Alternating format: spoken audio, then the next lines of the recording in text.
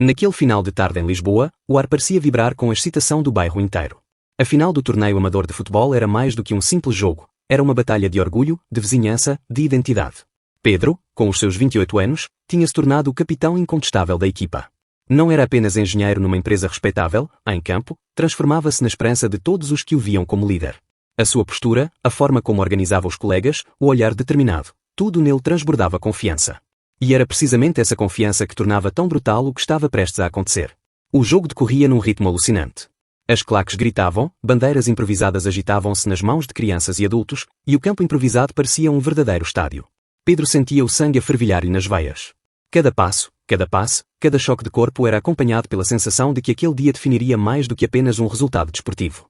O futebol era o seu escape, o lugar onde conseguia libertar-se de tudo o que o oprimia fora das quatro linhas. Ali era livre. Ali acreditava ser inteiro. Mas, no minuto decisivo, a sorte virou-se contra ele. Ao saltar para disputar uma bola aérea, foi surpreendido por uma entrada desmedida do defesa contrário. O choque foi seco, violento, e num instante tudo mudou.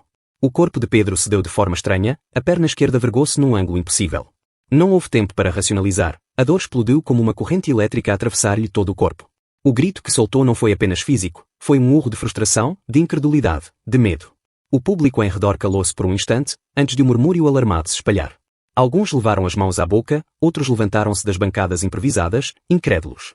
O árbitro correu de imediato para interromper a jogada, os colegas aproximaram-se em pânico, mas para Pedro tudo soava distante, abafado, como se estivesse submerso em água.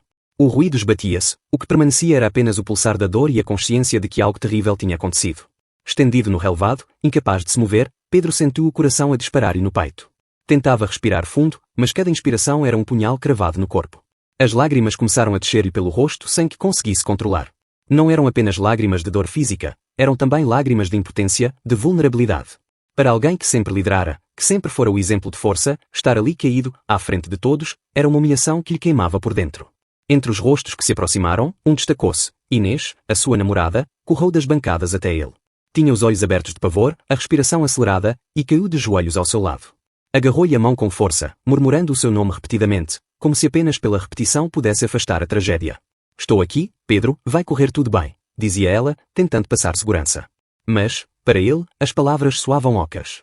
O contacto não lhe trouxe o conforto que esperava, em vez disso, uma estranha sensação de distância percorreu-lhe o corpo. Era como se, naquele momento de maior fragilidade, a ligação que devia ser natural e evidente não existisse. O aperto da mão de Inês não conseguia competir com o vazio que se escancarava dentro dele.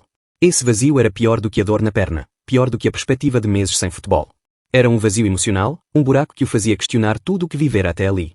Enquanto os colegas gritavam por ajuda médica e os adversários recuavam em silêncio, Pedro percebeu algo desconfortável. Não tinha medo apenas da lesão, tinha medo do que aquele momento revelava sobre si próprio.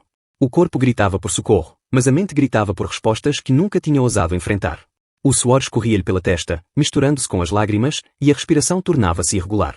O mundo à sua volta movia-se como um turbilhão, mas dentro dele o tempo parecia suspenso. O olhar de Inês, preocupado, fixava-se nele com uma ternura que qualquer outro homem consideraria salvadora. Mas Pedro sentia-se mais só do que nunca. O contraste entre o que ela oferecia e o que ele sentia tornou-se uma ferida invisível, mas tão real como a que lhe dilacerava a perna. O campo, que minutos antes era palco de esperança e entusiasmo, transformara-se num teatro de silêncio pesado e expectativa sufocante. A dor física deixava-o paralisado, mas era a dor emocional, difusa, perturbadora, que o desarmava por completo. Inês não percebia, ninguém percebia, mas dentro dele algo tinha cedido que já não voltaria a ser o mesmo. A porta da ambulância abriu-se com um gesto decidido e uma lufada de ar frio, e Pedro sentiu o mundo reduzir-se a um retângulo de luz branca, cheiros a desinfetante e metal, e vozes que se moviam depressa sem tropeçar na urgência. Miguel surgiu nesse recorte como um ponto fixo em mar revolto, alto, postura segura, olhos que não dançavam com o pânico dos outros. Respira comigo, Pedro. 1, 2, 3. A voz, firme sem ser brusca, instalou-se-lhe no peito como um metrónomo, e de repente o ruído do campo, os gritos, a confusão, ficaram do lado de fora. O macacão do paramédico roçou no relvado quando se ajoelhou, e as mãos, enluvadas, frias de início, depois neutras, percorreram a perna imobilizada com um cuidado metódico que não pedia licença ao medo. Nada de dramatismos. Miguel dizia o que ia fazer antes de o fazer, descrevendo cada passo para roubar surpresa à dor. Vou palpar aqui. Diz-me se a dor dispara. Boa. Agora o tornozelo. Ok. Vais sentir pressão. A palavra pressão acabou por ser uma espécie de promessa cumprida. Não houve lugar a explosões, apenas uma onda que subia e descia como a sirene, constante, previsível, suportável. Levantaram-no com uma tábua e cintas. O céu de Lisboa passou em fragmentos por cima do seu rosto, o cheiro a borracha e gasóleo misturou-se com o iodo, e o seu mundo ficou preso àquele rosto atento, ao timbre que decretava a ordem numa tarde que tinha saído dos eixos. Dentro da viatura, as luzes de teto eram poços de leite a pingar em cima dele, e Miguel ocupou o lugar ao lado com a naturalidade de quem já esteve ali 1000 vezes. Nome completo: Pedro Alves. Idade: 28. Alérgico a alguma medicação? As perguntas vinham sem intervalo, mas não eram um interrogatório, eram degraus. Com cada resposta, Pedro subia meio palmo acima do terror. Viu o oxímetro prender-se ao dedo como uma pinça de brinquedo, sentiu a faixa elástica apertar-lhe o braço, o manguito a insuflar até um desconforto contido, ouviu o bip ritmado do monitor a pôr música num corpo que parecia desafinado. A dor, de 0 a 10. 7, talvez 8. Vamos trabalhar para baixar isso.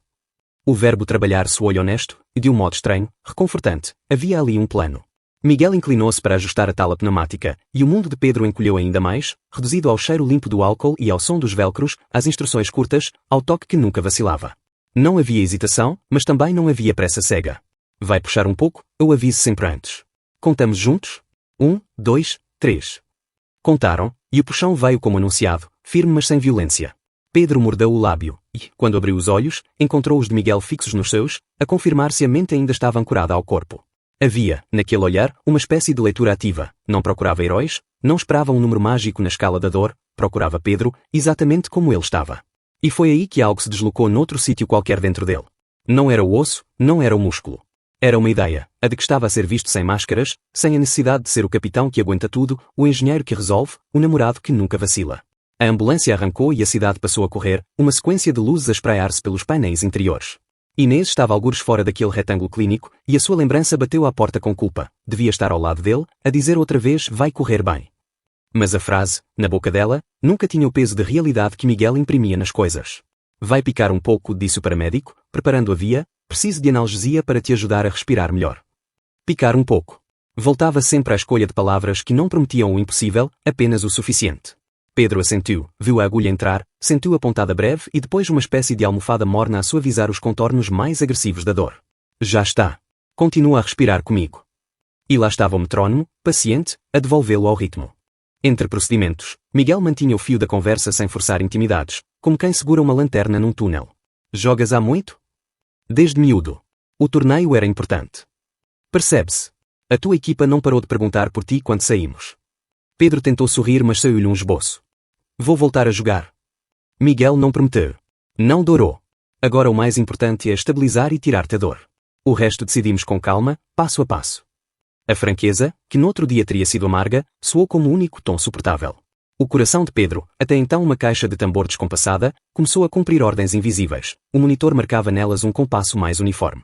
O olhar desceu para as mãos do paramédico, agora a verificar o enchimento capilar, a confirmar sensibilidade distal, a ajustar a manta térmica para que o corpo não entrasse num frio que não era só físico. E, de repente, percebeu que estava a memorizar detalhes que normalmente não fixaria, o jeito de prender o cabelo atrás da orelha com o antebraço enluvado, a sobrancelha que arqueava 1 milímetro quando a leitura no monitor não lhe agradava, a pausa de meio segundo antes de fazer uma pergunta importante, como se desse a Pedro a hipótese de escolher. Foi nesse inventário discreto que o sentimento imprevisto se acendeu, não um fogacho irracional, não uma fantasia fora de lugar, mas uma corrente de reconhecimento que lhe percorreu a coluna. Era como se a presença de Miguel sabotasse uma narrativa antiga, o guião em que Pedro tinha de encarnar o papel certo para cada plateia. Ali, dentro daquele quadrado estéril a sacudir pelas lombas, não havia plateia, havia uma testemunha. E por isso o medo mudou de forma, deixou de ser só medo da lesão, passou a ser o pânico de admitir a própria deslocação interior. O mais inquietante é que, por um instante, esse pânico pareceu menos ameaçador do que a vida em piloto automático a que estava habituado. A sirene cortava o trânsito, abrindo clareiras na cidade, e, nesse avanço, Pedro sentiu que também ele abria, pela primeira vez em muito tempo, uma clareira dentro de si. Como está agora a dor? 6. Boa. Mantemos este ritmo. Miguel verificou o acesso, certificou-se de que a tala não feria, reajustou a posição do pé. Não havia nada de romântico naquele gesto, havia apenas domínio técnico e uma espécie de respeito silencioso pela vulnerabilidade do outro. E, talvez por isso, Pedro não se sentiu diminuído. Sentiu-se humano, o que, para alguém que passara anos a confundir força com invulnerabilidade, era mais perturbador do que a própria dor. O rádio crepitou com um aviso do hospital, e Miguel respondeu com códigos e dados vitais, a voz levemente mais baixa, a mesma cadência. Depois pousou a mão leve, exata, no ombro de Pedro. Estamos quase a chegar. Se em algum momento te sentires a perder o pé, volta ao exercício da respiração. Eu estou aqui. Não era uma promessa vazia, era um acordo tácito de presença. E, enquanto o veículo descrevia uma curva apertada, Pedro encontrou outra vez o olhar do paramédico, e a confusão dentro dele ganhou contornos nítidos. Era confusão porque, naquele par de olhos, ele via mais do que cuidado clínico.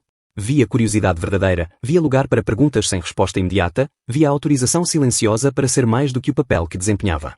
O corpo lembrava-lhe, a cada solavanco, que a realidade tinha uma lesão concreta à espera de diagnóstico. Mas, entre um bip e outro, entre um ajuste e outro, Pedro percebeu que o que mais o assustava não era o relatório médico por vir. O que o assustava era admitir que, num espaço de minutos, a presença de um desconhecido tinha fissurado a máscara com que atravessava a vida. E, paradoxalmente, essa fissura deixava entrar ar. A ambulância abrandou, os sons exteriores tornaram-se mais definidos, e as luzes por detrás das janelas translúcidas desenharam sombras novas. Respira, disse Miguel outra vez, e Pedro obedeceu, não por disciplina, mas porque, pela primeira vez em muito tempo, sentiu que respirar tinha propósito. A porta bateu leve com a vibração do motor, e naquele balanço ele percebeu, a lesão era factual, mas a descoberta, essa, é que estava a doer no sítio certo. E era isso, mais do que a fratura, que o mantinha desperto, em alerta, simultaneamente aterrorizado, de forma impossível de confessar, vivo. Os corredores do hospital tinham um zumbido constante, uma mistura de passos apressados, rodas de macas, portas a abrir e fechar, vozes técnicas que não precisavam de se elevar para serem obedecidas. Pedro, deitado na enfermaria, descobriu que a verdadeira dor começava quando os sons diminuíam. Entre uma verificação de sinais e outra, quando o quarto se transformava num quadrado silencioso, o pensamento regressava sempre ao mesmo lugar, a ambulância, a cadência da respiração, a voz que o devolvera ao corpo. Miguel deixara de ser apenas o paramédico competente que executara um protocolo, tornara-se a memória que insistia, uma espécie de farol aceso numa noite em que a Costa se tinha deslocado. Inês vinha visitá-lo, trazia-lhe fruta cortada e um sorriso esforçado, atualizava-o das mensagens dos colegas, dos vizinhos, da equipa, e Pedro agradecia, mas o que ficava era um ruído interior que não se calava. Não era ingratidão, era a evidência de um desfazamento que já não conseguia varrer para debaixo do tapete. Fingir era mais cansativo do que a lesão. Numa manhã de claridade pálida, quando a enfermeira terminou de substituir o soro e de alinhar a almofada, Pedro perguntou, quase num sussurro que se quis neutro, sabe o nome do paramédico que me trouxe? A pergunta caiu no ar com um peso que só ele sentiu. Miguel, respondeu ela, consultando um apontamento, Miguel Ferreira. Costuma passar cá a ver alguns doentes que acompanha, se o serviço permitir. A informação abriu uma porta, ao mesmo tempo, levantou outra, queria vê-lo, precisava de o ver, mas fazia-lhe medo aceitar o porquê desse impulso. Ainda assim, escreveu o nome no bloco do telemóvel, como quem registra um dado clínico, e esperou. A oportunidade surgiu mais depressa do que contara. Ao fim da tarde, enquanto o corredor ganhava um tom de lâmpada cansada, bateu alguém à porta com a descrição de quem não quer perturbar. Posse. A voz não lhe foi estranha. Miguel apareceu no limiar com um dossiê fino, o mesmo olhar que parecia medir o ambiente antes de medir as pessoas. Não trazia a pressa da ambulância, mas conservava a mesma atenção no corpo, uma prontidão tranquila. Vim saber como estavas. Posso tratar-te por tu? Pedro assentiu, e a autorização foi também um alívio, não queria a rigidez das formalidades. Miguel aproximou-se, verificou o joelho da tala, confirmou com toques suaves se a circulação distal estava boa, perguntou-lhe da dor numa escala que já era deles. Pedro respondeu mecanicamente, mas o que queria dizer não cabia em números. Quando Miguel pousou o dossiê na mesinha e finalmente se sentou, os dois ficaram a olhar para um ponto neutro da parede, como se precisassem de um objeto externo para começar. Tenho tentado organizar as ideias, disse Pedro por fim, e a frase, banal, abriu-lhe um sulco na garganta. Mas há coisas que não se organizam. Miguel não encheu o silêncio com frases prontas, esperou. Havia um tipo de respeito nessa espera que lhe dava coragem. De repente, as palavras, que até então andavam às voltas, alinharam-se. Na ambulância, quando me mandaste respirar, não foi só a dor que baixou. Foi como se eu tivesse tirado um casaco que já não me servia e não soubesse o que fazer com o frio. Fez uma pausa curta, não para dramatizar mas para sobreviver à honestidade. Tenho vivido uma vida que parece certa no papel. Trabalho, equipa, namorada, as expectativas todas acertadas. E, no entanto, aqui dentro, não encaixa. Nunca encaixou. Não disse mais do que isso, não precisava. A admissão, seca e limpa, era em si um terremoto. Miguel respirou fundo, não como quem suspira, mas como quem prepara um território. Percebo, disse, e o verbo, tão simples, não soou condescendente. Demorei anos a dizer essa frase em voz alta. O meu percurso não é o teu, mas reconheço a sensação de estar a habitar uma casa arrendada dentro do próprio corpo. Pedro fixou, não esperava uma confidência, e o inesperado não lhe pareceu invasivo.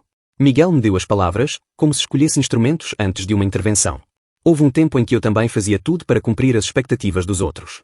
Tinha uma relação que todos aprovavam, uma carreira que parecia sólida, uma versão de mim que passava nos jantares de família sem discussões. Até perceber que o preço era alto demais, a minha voz calava-se nos detalhes do cotidiano. E os detalhes são o sítio onde vivemos. O coração de Pedro acelerou com um misto de reconhecimento e medo. Quis perguntar como foi, mas a pergunta trouxe de carona outra, mais urgente, e depois? Miguel não dramatizou depois. Depois foi dizer a verdade primeiro a mim, que é sempre o tribunal mais difícil, e só depois aos outros. Foi perder algumas coisas, ganhar outras. Foi falhar no tom em certas conversas, ainda assim, não recuar. Foi aceitar que algumas pessoas não viriam comigo, mais tarde, descobrir pessoas que não sabia que existiam no meu raio de ação. Sobretudo, foi aprender a tolerar o desconforto de viver sem guião. Falou sem slogans, sem alardes. Isso, mais do que qualquer discurso, assentou em Pedro como um mapa possível. Do corredor veio um barulho de carrinho de roupa. Pedro sorriu de canto, como se a logística do hospital se tivesse lembrado de lhes dar uma pausa para respirarem. A Inês não tem culpa de nada, disse, e o nome ardeu-lhe na boca com lealdade e culpa a partes iguais. Gosto dela. Gosto da pessoa que é. Mas, quando tento encaixar o futuro, fico a olhar para um desenho de linhas certas com uma sombra a atravessar o papel. Miguel não fingiu ter a solução. A honestidade magoa, mas a desonestidade corrói, disse num tom baixo. Há dores que passam e há corrosões que se instalam. E tu já identificaste a tua. A frase, que poderia soar moralista dita por outra pessoa, veio despojada, como uma observação clínica de alguém que vê feridas invisíveis com a mesma clareza com que lê uma radiografia. Não sei por onde começar, confessou Pedro, e as mãos tremeram-lhe num gesto quase imperceptível. Começa pequeno, respondeu Miguel, pelo que podes sustentar hoje. Nomeia o que sentes, nem que seja a ti próprio. Dá-te permissão para não ter a resposta final. E mantém uma promessa simples, não voltar a mentir a ti mesmo. Depois calou-se, como quem oferece espaço. Pedro olhou para a janela opaca que dava para o pátio técnico e percebeu que, pela primeira vez, queria pôr por escrito algumas frases proibidas. Não para publicar, não para exibir, mas para parar de fugir. A conversa não se encheu de intimidades fáceis. Foi uma sequência de degraus que cada um subiu ao seu ritmo. Miguel falou uma última vez do seu passado, sem pormenores que procurassem dramatismo. Quando me assumi, tive medo de perder tudo, e perdi coisas. Mas ganhei uma coisa que eu nem sabia que se podia ganhar, silêncio interior. O barulho cá dentro baixou. O silêncio interior. Pedro agarrou-se ao conceito como a uma boia. Havia anos que vivia com um barulho de fundo que nem o futebol calava, e agora o corpo, amarrado a talas e soros, oferecia-lhe a hipótese paradoxal de começar a escutar-se. Uma batida à porta interrompeu-os. Uma auxiliar veio recolher a bandeja, pediu licença, entrou e saiu com a eficiência habitual. O mundo retomou a sua marcha. Miguel ergueu-se, ajeitou o dossiê, e por um instante Pedro temeu que aquilo ficasse por ali, como uma promessa que evapora. Mas Miguel pousou um cartão simples na mesa, sem dramatizar o gesto. Eu trabalho sobretudo no pré-hospitalar. Nem sempre passo por aqui. Se precisares de falar, não sobre a lesão, sobre o resto, tens aqui um contacto. Não houve discurso de incentivo, nem garantias que ninguém pode dar. Houve um reconhecimento, havia o resto, e o resto tinha nome. Pedro pegou no cartão, leu o nome e os números, e percebeu que as mãos já não tremiam. Não porque estivesse tudo resolvido, mas porque, pela primeira vez, a incerteza não o fazia afundar. Quando Miguel chegou à porta, Pedro chamou, a voz mais baixa do que tencionara, obrigado por não fugires do que eu disse. Miguel inclinou a cabeça num aceno que era também um pacto. Cuidar não é só tratar da dor que se mede. Depois saiu, deixando o quarto do mesmo tamanho mas com outra respiração. A noite caiu e o hospital trocou o barulho das visitas por uma rotina de máquinas. Pedro encostou-se melhor, sentiu a perna lembrar-lhe que a vida tinha um problema objetivo à espera. Ainda assim, abriu o bloco de notas no telemóvel e escreveu, sem floreados, não vivia a minha verdade. A frase ficou a brilhar no ecrã como uma pequena lâmpada num quarto escuro. Não era um manifesto, era um começo. Do corredor chegou-lhe um eco distante de passos. Por um segundo, pareceu-lhe ouvir a cadência daquela voz a dizer respira comigo. Obedeceu. O ar entrou, saiu, e com ele a certeza incipiente de que a confissão tinha um preço, mas também uma morada. A vida que, finalmente, podia começar a ser a sua. O quarto do hospital estava mergulhado numa penumbra silenciosa, apenas quebrada pelo som ritmado do monitor cardíaco. Pedro tentava concentrar-se na respiração, mas sabia que a verdadeira dor não vinha da perna imobilizada. A porta abriu-se devagar e Inês entrou com um ar pesado, segurando uma mala pequena e um sorriso que não enganava ninguém. Sentou-se junto à cama, ajeitou o lençol sem olhar diretamente para ele. Depois de um silêncio carregado, falou com voz baixa mas firme. Pedro, eu já percebi tudo. Ele fechou os olhos por instinto, como se isso pudesse adiar a sentença. Inês não esperou resposta. Vi como olhaste para o Miguel. Não foi só confiança, não foi só alívio. Foi outra coisa, e não posso fingir que não vi. As palavras atingiram-no como um golpe seco. Tentou explicar-se, mas nada que dissesse soaria verdadeiro. Inês, com os olhos úmidos mas controlados, prosseguiu, amo-te, mas amar alguém não é lutar contra um muro. Passei anos a acreditar que estávamos a construir um futuro, mas percebo agora que esse futuro era apenas meu. Tu estavas a viver um papel. Pedro levou as mãos à cara, queimado de vergonha. Nunca quis magoar-te, murmurou, incapaz de sustentar o olhar dela. Inês abanou a cabeça, com uma serenidade cruel. Eu sei. E é isso que torna tudo mais doloroso. Tu acreditaste que podias sentir o mesmo que eu, mas o vazio estava sempre lá. Eu também o senti, só não queria nomeá-lo. Houve um longo silêncio. Do corredor chegava o ruído distante de passos e carrinhos metálicos, como se a vida seguisse indiferente ao colapso que acontecia ali dentro. Inês levantou-se, caminhou até à janela e ficou a observar a noite de Lisboa. Sabes o que mais me dói? Perguntou, sem se virar. É perceber que sempre desconfiei. Sempre senti que havia algo que me escapava. Pensei que fosse culpa minha, não ser suficiente, não ser interessante o bastante. Mas agora sei que não era isso. Era apenas a pessoa errada. Pedro tentou estender a mão, mas desistiu a meio do gesto. Tu mereces alguém que te ame por inteiro, sem reservas, e eu não consegui ser essa pessoa. Ela voltou-se então, aproximou-se e pousou-lhe a mão no ombro. Não te vou odiar, nem acusar. Só preciso de aceitar que chegou ao fim. Não quero ser a muleta de uma vida que não é tua. Quero ser a escolha verdadeira de alguém, não a substituição. As lágrimas de Pedro romperam, caindo silenciosas. Inês inclinou-se e beijou-lhe a testa, um gesto suave, despedida sem retorno. Cuida de ti. E quando tiveres coragem de viver a tua verdade, não a desperdices. Pegou na mala, endireitou os ombros e dirigiu-se à porta. Antes de sair, voltou-se uma última vez. Apesar de tudo, desejo que encontres a paz que sempre te faltou. Talvez, no fim, seja essa também a única maneira de eu a encontrar. E saiu, deixando o quarto mergulhado num silêncio absoluto, tão denso que o bip do monitor parecia distante. Pedro permaneceu imóvel, com a sensação de que Inês levava consigo não só a relação, mas uma parte inteira da vida que ele fingira ser sua. A dor física da fratura parecia agora irrelevante diante da ferida invisível que se abria no coração. E, paradoxalmente, no vazio que ela deixara, surgia uma réstia de alívio. Pela primeira vez, não teria de sustentar uma mentira. A liberdade custava caro, mas começava a nascer no espaço onde antes só existia medo.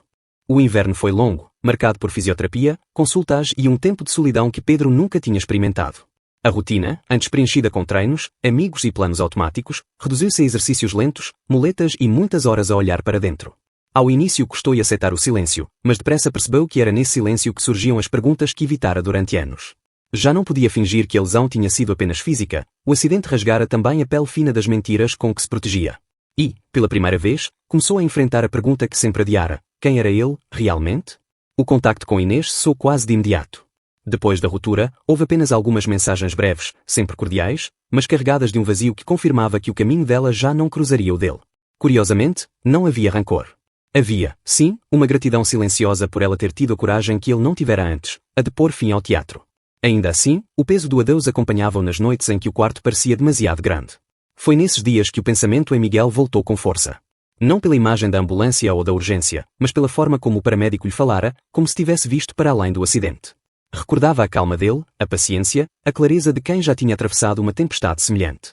Durante semanas resistiu a ligar. Achava que seria ridículo interromper a vida de Miguel, que talvez tivesse imaginado significados onde não havia mais do que profissionalismo. Mas quanto mais tentava ignorar, mais o cartão pousado na mesa de cabeceira parecia brilhar. Numa tarde chuvosa, ainda com a perna em recuperação mas já sem muletas, Pedro respirou fundo, pegou no telemóvel e discou o número. As mãos tremiam-lhe, não de dor, mas de medo. Do outro lado, a voz que reconheceu de imediato, Miguel Ferreira. Houve uma pausa curta, e Pedro respondeu, hesitante mas decidido: sou o Pedro, o do acidente. Do silêncio inicial nasceu um tom mais quente, quase sorridente: lembro-me. Como estás? A conversa seguiu sem pressa. Pedro explicou que tinha recuperado fisicamente, mas que o verdadeiro processo fora interno. Precisei de tempo para aceitar que a vida que eu levava não era minha. Demorou, mas agora já não quero recuar. Do outro lado, Miguel deixou o silêncio dar espaço e apenas disse: é preciso coragem para dizer isso em voz alta. E se o estás a dizer, é porque já não és o mesmo. Encontraram-se alguns dias depois, num café discreto perto do hospital. O reencontro foi sereno, sem gestos exuberantes, mas carregado de tensão expectante. Pedro sentou-se à frente de Miguel e percebeu que, apesar dos meses passados, a sensação de ser visto permanecia intacta. Já não era o paciente fragilizado, era um homem a assumir a própria história. Conversaram durante horas, falaram de medos, de perdas, de pequenas conquistas cotidianas. Miguel contou-lhe como tinha enfrentado os próprios fantasmas anos antes, como perdera pessoas que pensava essenciais, no entanto, descobrira novas formas de pertença. Pedro ouviu, absorvendo cada palavra como quem constrói um caminho. À medida que a tarde caía, a conversa ganhou outro peso. Pedro disse, com a voz firme, mas com emoção a transbordar: durante muito tempo achei que viver era corresponder ao que esperavam de mim. Agora percebo que viver é suportar o risco de decepcionar os outros para não me decepcionar a mim. Miguel acenou, os olhos fixos nos dele. É esse o momento em que a dor se transforma em força. E tu já chegaste lá. Quando saíram, a chuva tinha parado. A cidade estava molhada, mas o ar parecia limpo, lavado. Pedro caminhou ao lado de Miguel com passos ainda cautelosos, mas a sua mente estava leve. Sentia-se diferente, mais vulnerável, mas finalmente inteiro. A lesão que outrora parecia uma tragédia transformara-se num marco, o ponto de viragem que o empurrou para a vida autêntica que sempre lhe escapara. Não havia promessas exageradas entre eles, apenas a consciência de que algo novo começava. No coração de Pedro, uma certeza simples: o acidente tinha quebrado um osso, mas fora também a porta que o libertara da prisão invisível onde vivera há anos. E nesse reencontro, sereno e discreto, estava a nascer não apenas uma relação, mas a esperança concreta de uma vida verdadeira.